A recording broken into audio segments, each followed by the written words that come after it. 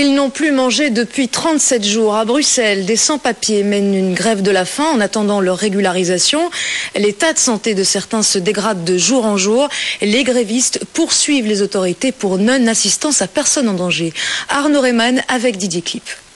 Je peux prendre votre tension. Donc vous avez commencé le 1er janvier en fait. Ouais. 36 jours maintenant.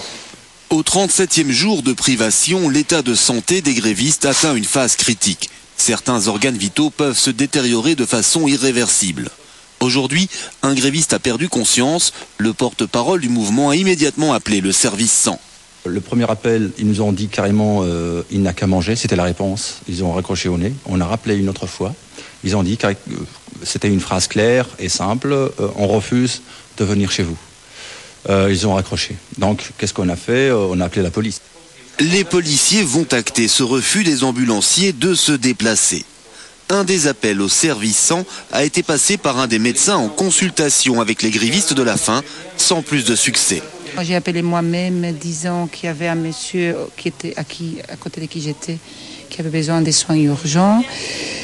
Et ils m'ont dit qu'ils avaient l'ordre de leur supérieur de ne plus venir en un interne royal.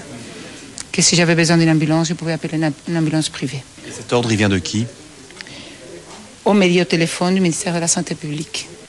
Et ces médecins bénévoles ne sont pas au bout de leur surprise. Le gréviste défaillant est emmené à l'hôpital par les policiers, accompagné par un des docteurs. J'ai accompagné le patient à l'hôpital. Et à l'hôpital, on a failli le refuser aussi.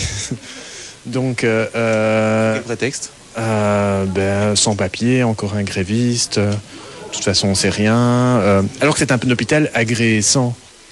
Une plainte a été déposée contre les services de secours pour non-assistance à personne en danger. Du côté des autorités, ministère de la Santé ou CPAS de Bruxelles, on ne comprend pas l'origine de ce refus. Une enquête administrative a été ordonnée. Dans le bâtiment occupé par les sans-papiers, des associations bénévoles continuent, elles, à apporter des soins aux grévistes de la faim.